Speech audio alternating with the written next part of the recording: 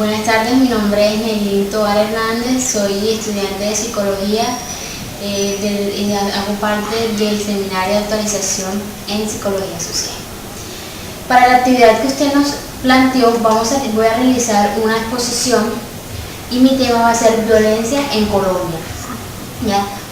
Para hacer una pequeña introducción voy a explicarles más a fondo de qué se trata esto.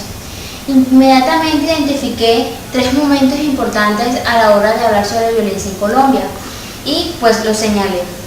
Voy a decirlo de una manera breve esta exposición. El primer momento que yo identifiqué como importante es sobre la colonización de Colombia, que se llevó a cabo a lo largo de los años 1528 y 1538, con su principal exponente que fue Cristóbal Colón, que llegó a América en 1492.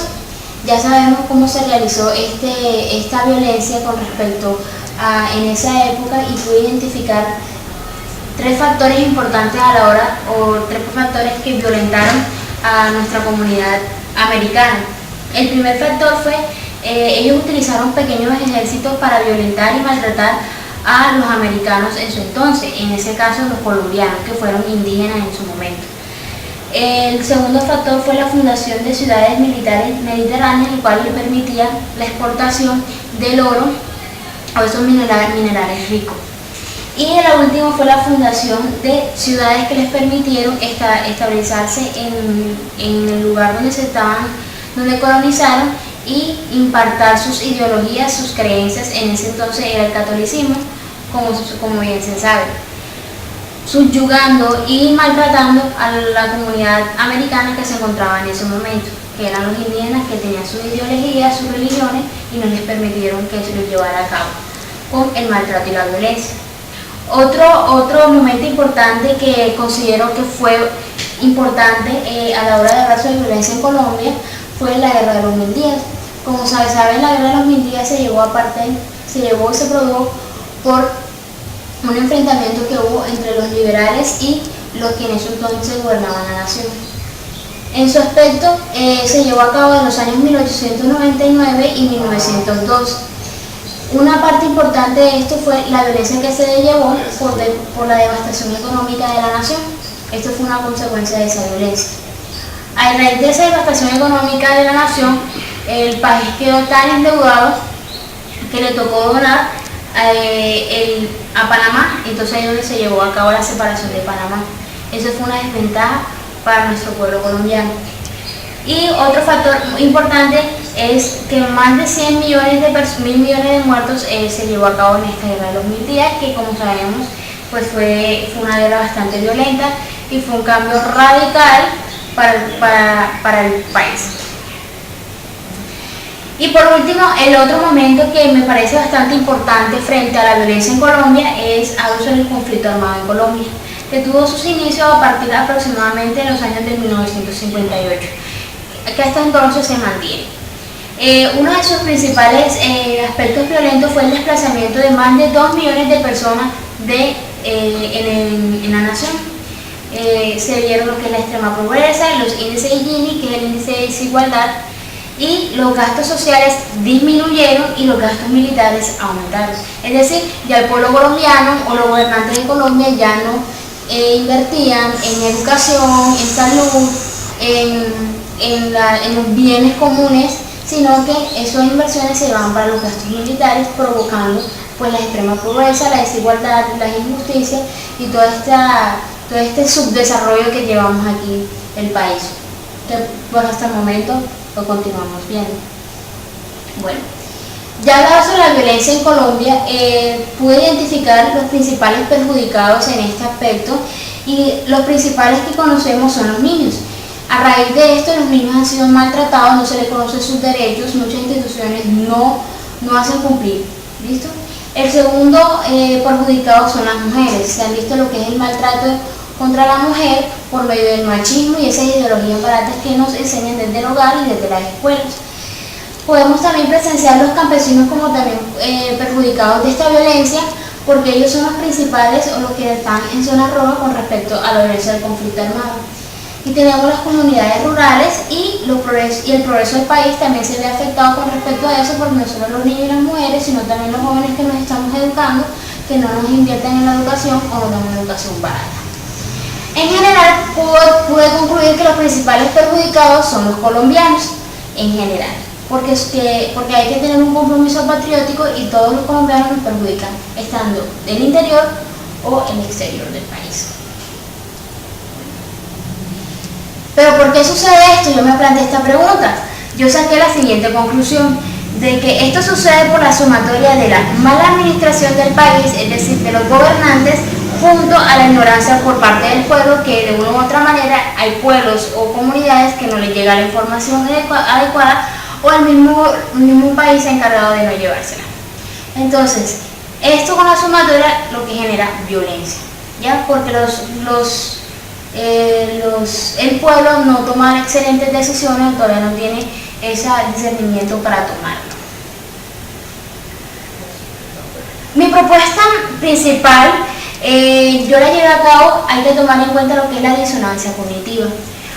Como se sabe, la disonancia cognitiva es un tema muy tratado con respecto a la psicología social, ¿ya? Me puse a investigar sobre este tema y pude identificar que muchos individuos, muchos colombianos o no colombianos, poseemos este tipo de situaciones como la disonancia cognitiva. ¿Listo? Entonces, como ya sabemos antemano que la disonancia cognitiva, me encantaría que esa disonancia cognitiva la aplicáramos con respecto como intervención a las comunidades con vulnerabilidad.